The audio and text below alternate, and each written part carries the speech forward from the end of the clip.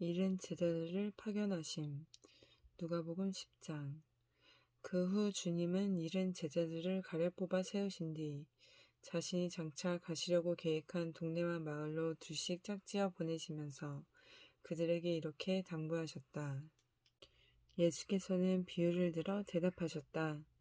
어떤 사람이 예루살렘에서 여리고로 내려가다가 강도를 만났소. 강도들은 그 사람이 가진 것을 몽땅 빼앗은 다음 그를 때려서 거의 죽게 만들어 놓고 달아났소. 그때 마침 한 유대인 제사장이 그 길로 내려가게 되었소. 그 제사장은 사람이 쓰러져 있는 것을 보자 얼른 피해서 지나갔소. 이와 같이 한 레위 사람도 그 길을 지나가다가 강도 만난 사람이 쓰러져 있는 것을 보았지만 그도 역시 그대로 지나가 버렸소. 그런데 어떤 사마리아 사람이 그곳을 지나가다가 그 사람을 보자 측은한 마음이 들었소. 그 사마리아 사람은 강도 만난 사람에게 다가가서 그 사람의 상처에 기름과 포도주를 붓고 싸맨 후에 자기가 타고 온 나귀를 그에 태워 근처 여관으로 데려가서 밤새워 보살펴 주었소. 다음날 그 사마리아 사람은 2데나리온을 꺼내어 여관 주인에게 주면서 부탁하기를 이 사람을 잘 돌봐주시오. 비용이 더 들면 내가 돌아오는 길에 모두 갚아드리겠소. 하고는 길을 떠났소. 자, 그렇다면 당신은 이 세 사람 중에 누가 강도 만난 사람의 이웃이라고 생각하시오? 그 율법교사가 대답했다. 자비를 베푼 사람입니다. 예수께서 말씀하셨다. 옳소. 당신도 가서 그와 같이 행하시오. 마르다와 마리아 자매. 예수께서 제자들과 여행하던 중에 한 마을에 들어가셨는데 마르다라는 여자가 예수를 자기 집에 모셔들었다. 그 여자에게는 마리아라는 동생이 있었다. 마리아는 주님의 발 앞에 앉아 예수의 말씀을 듣고 있었다. 그러나 마르다는 이것저것 준비하느라 정신없이 분주하였다. 그래서 마르다가 예수께 와서 말했다. 주님, 제가 바빠 죽을 지경인데도 제 동생은 저렇게 꼼짝도 하지 않고 있습니다. 주님께서는 왜 보고만 계십니까? 어서 저를 도와주라고 동생에게 말씀해 주십시오. 그러자 주께서 대답하셨다. 마르다야, 마르다야, 너는 여러 가지 일로 마음 쓰느라 너무 염려가 많구나. 하지만 참으로 관심을 가져야 할 중요한 일은 한 가지뿐이다. 마리아는 그것을 찾았다. 마리아에게서 그것을 빼앗고 싶지 않구나. 주님께서 가르쳐 주신 기도. 누가복음 11장. 어느 날 예수께서 기도를 하고 계셨다. 기도를 마치자 제자들 가운데 한 사람이 와서 예수께 말했다. 주님, 세례 요한이 자기 제자들에게 기도를 가르친 것 같이 저희에게도 기도하는 법을 가르쳐 주십시오. 그러자 예수께서 제자들에게 기도를 가르쳐 주셨다. 너희는 기도할 때 이렇게 말하여라. 아버지의 이름이 거룩히 여김을 받게 하시고 아버지의 나라가 속히 임하게 하소서. 날마다 우리에게 필요한 양식을 내려주시고 우리가 우리에게 죄 지은 사람들을 용서하오니 아버지께서도 우리의 죄를 용서해 주시고 우리를 유혹에 빠지지 않게 지켜주소서. 기도에 대한 가르침. 예수께서 또 이렇게 가르치셨다. 너희 가운데 누구에게 친구가 있다고 해보자. 한밤중에 그 친구에게 가서 여보게 빵 3덩이만 구워줄게. 친구가 여행 중에 우리 집을 찾아왔는데 내가 그 친구에게 내놓을 것이 없다네. 하고 말하면 그 친구는 침실에서 큰 소리로 이렇게 대답할 것이다. 친구야, 제발 나를 귀찮게 하지 말게. 문단속을 하고 식구들 모두가 잠자리에 들었네. 그러니 지금은 어떻게 해줄 수가 없다네. 그러나 내가 너희에게 말한다. 그가 친구라는 이유로는 그 부탁을 들어주지 않았는지 모르지만 아주 끈질기게 졸라대면 결국 그 친구는 잠자리에서 일어나 그 부탁을 들어줄 것이다. 기도도 이와 같다. 구하라, 그러면 너희에게 주실 것이다. 찾으라, 그러면 너희가 얻을 것이다. 문을 두드려라, 그러면 너희에게 열어주실 것이다. 그렇다. 누구든지 구하면 받고, 찾으면 얻고, 문을 두드리면 열릴 것이다. 생각해 보아라. 너희 가운데 아들이 생선을 달라고 하는데 뱀을 줄 아버지가 어디 있겠느냐? 아들이 달걀을 달라고 하는데 정갈을 줄 아버지가 어디 있겠느냐? 이와 같이 악한 사람이라 할지라도 자기 자녀에게는 자녀가 원하는 좋은 것을 줄 줄 알거든. 하물며 하늘에 계신 너희 아버지께서야 구하는 자기 자녀에게 성령을 주시지 않겠느냐? 예수와 바알세불. 예수께서 벙어리 된 사람에게서 귀신을 쫓아내시니 그가 말을 하게 되었다. 이 광경을 본 사람들이 모두 크게 놀랐다. 그러나 그들 가운데 몇몇 사람들은 이렇게 말했다. 저 사람이 귀신을 쫓아내는 것은 귀신의 두목인 바알세불의 힘을 빌려서 그렇게 하는 것이다. 또 어떤 사람들은 예수를 시험하려고 하늘에서 오는 표적을 예수께 요구했다. 예수께서 그들의 생각을 아시고 그들에게 이렇게 말씀하셨다. 어느 나라든지 분란이 생기면 망하고 어느 가정이든지 불화가 생기면 기우는 법이요. 사탄이 서로 분란을 일으키면 그 나라가 어떻게 서 있을 수 있겠소. 당신들은 내가 바알세불의 힘을 빌려 귀신을 쫓아낸다고 하는데 당신들 말대로 바알세불이 자기 부하인 귀신을 쫓아낸다면 그렇다면 당신들의 추종자들은 과연 누구의 힘으로 귀신을 쫓아내고 있는 것이오. 그러므로 당신들의 추종자들이야말로 당신들이 틀렸음을 판단하는 재판관이 될 것이오. 그러나 내가 하나님의 능력으로 귀신을 쫓아내고 있다면 하나님의 나라가 이미 당신들에게 임한 것이오. 힘센 사람이 완전 무장을 하고 자기 집을 지키고 있으면 그의 재산은 안전하다오. 그러나 그보다 더 강한 사람이 그를 공격하여 제압하면 그가 의지하던 무기를 빼앗고 또 그가 가진 재물도 빼앗아서 자기를 따르는 자들에게 나누어 줄 것이오. 누구든지 나를 지지하지 않는 사람은 나를 반대하는 사람이고 나와 함께 모으지 않는 사람은 내 세력을 흩트리는 사람이오. 다시 되돌아오는 귀신.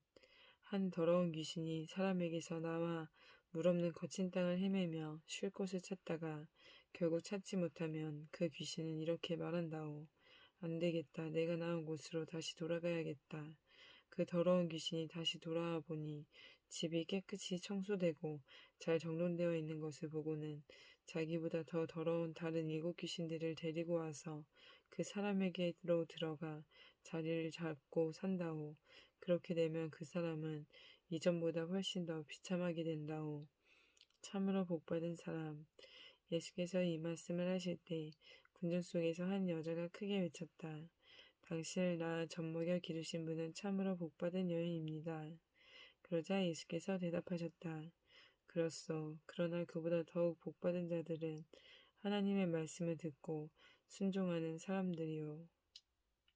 기적을 요구하는 세대. 사람들이 점점 더 많이 모여들자 예수께서 그들에게 말씀하셨다. 이 세대가 참으로 악합니다. 이 세대가 표적을 보여달라고 내게 요구하지만 나는 요나의 표적밖에는 보여줄 것이 없습니다. 예언자 요나가 니느웨 사람들에게 표적이 되었던 것처럼 인자도 이 세대에게 표적이 될 것입니다. 장차 심판 때에는 남쪽 나라의 여왕이 이 세대 사람들과 함께 일어나서 이 세대 사람들을 정죄할 것입니다.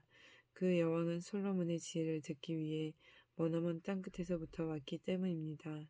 그러나 보십시오. 솔로몬보다 훨씬 더 위대한 이가 이제 여기에 있습니다.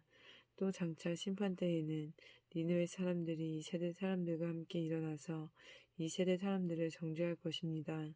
그들은 예언자 요나의 설교를 듣고 회개하였기 때문입니다. 그러나 보십시오. 예언자 요나보다 훨씬 더 위대한 이가 이제 여기에 있습니다. 눈은 몸의 등불. 등불을 켜서 골방이나 말 아래 숨겨두는 사람은 아무도 없습니다.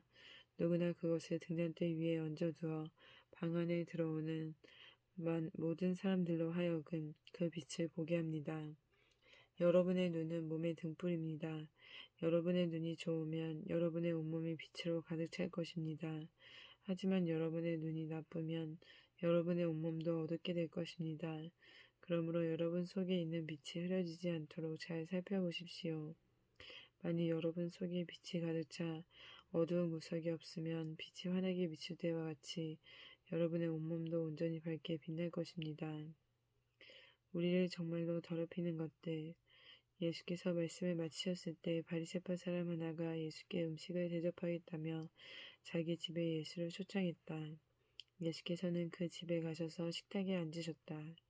바리새파 사람은 예수께서 손도 씻지 않으시고 식탁에 앉는 것을 보고는 이상하게 여기며 놀랐다. 그러자 예수께서 그에게 말씀하셨다. 당신들 바리새파 사람들은 접시와 장 같은 외부의 것들은 깨끗이 씻으면서도 당신들 속은 탐욕과 사악함으로 가득 차 있어. 어리석은 자들이여, 겉을 만드신 분이 속도 만드셨다는 것을 어찌 알지 못하는 것이요. 그러므로 정결한 마음으로 가난한 사람들에게 구제를 베푸시오. 그러면 모든 것들이 당신들에게 깨끗해질 것이요. 당신들 바리새파 사람들이여, 당신들에게 화가 있을 것이요.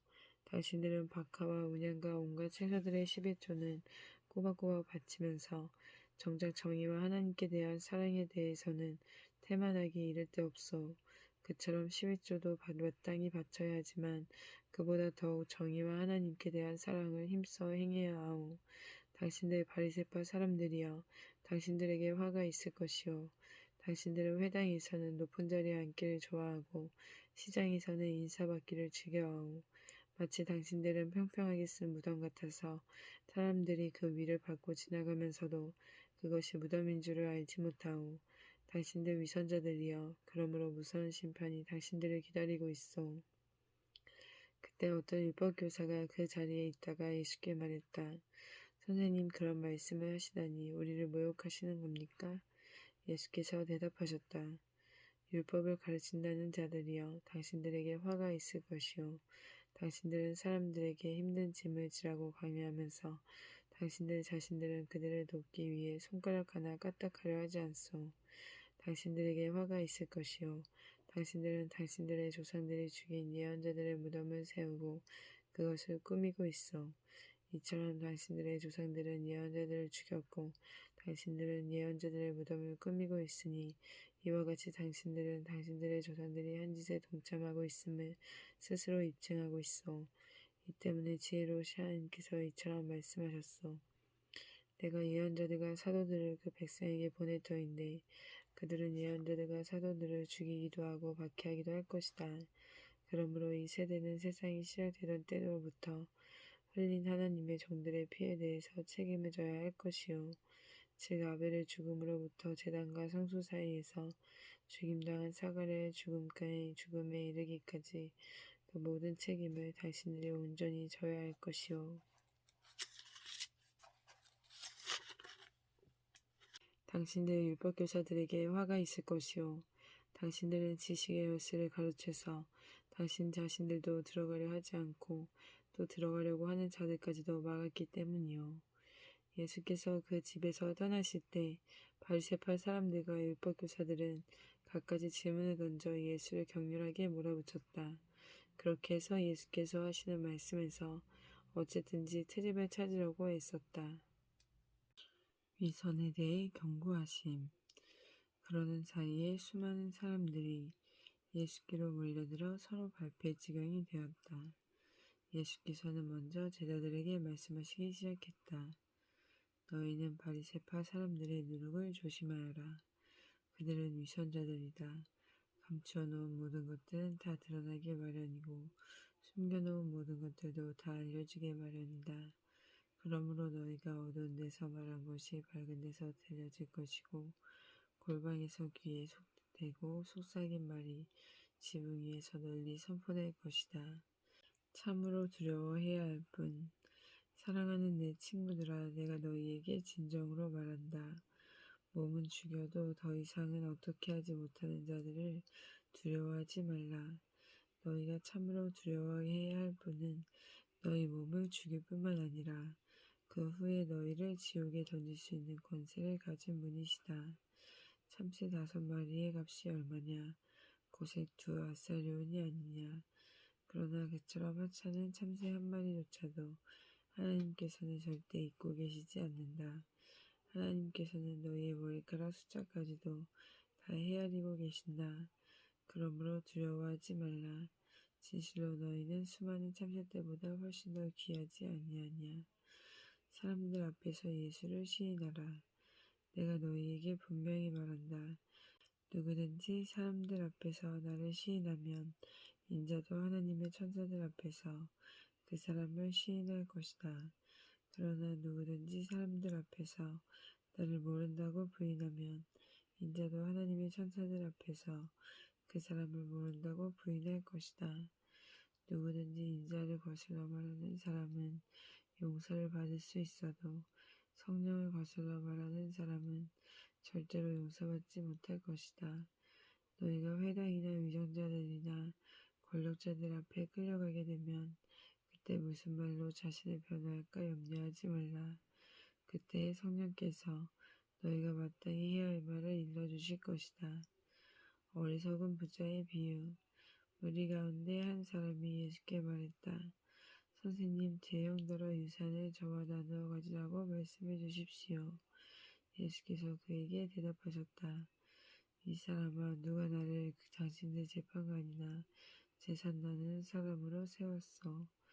그러고는 사람들을 향해 말씀하셨다. 여러분 모두는 정신을 바짝 차리십시오. 탐욕이 여러분을 좀먹지 않도록 항상 경계하십시오. 사람의 생명은 결코 그가 가진 재산의 많고 적음에 달려있지 않습니다. 그리고 예수께서 비유로 그들에게 말씀하셨다. 기름진 농토를 가지고 있는 한 부자가 있었습니다. 그 해에도 큰 풍년이 들어 그 부자는 자기 곳간을 가득 채우고도 곡식이 남아 더 이상 넣어둘 데가 없었습니다. 그 부자는 어떻게 할까 궁리하다가 속으로 이렇게 생각했습니다. 그래, 곳간을 헐고 더 크게 지어야겠군. 그러면 내 곡식들을 충분히 쌓아둘 수 있을 거야. 그렇게 하고 나서 나는 흡족한 마음으로 내 영혼에게 이렇게 말하리라. 내 영혼아, 나는 여러 해 동안 충분히 쓰고도 남을 만큼 많은 곡식을 쌓아놓았다. 그러니 이제부터 인생을 즐기자. 이제 편히 쉬면서 마음껏 먹고 마시고 흥청거리면서 살아가자. 그러나 하나님께서 그 부자에게 말씀하셨습니다. 어리석은 자야, 오늘 밤에 내가 네 영혼을 도로 거두어갈 것이다. 그러면 너를 위해 그렇게 장만해 놓은 것들은 누구 차지가 되겠느냐? 그렇습니다. 자기 자신을 위해서는 많은 것들을 쌓아둘 줄 알면서도 하나님께 대해서는 마음쓰기를 인색하게 하는 사람의 행로가 이와 똑같습니다.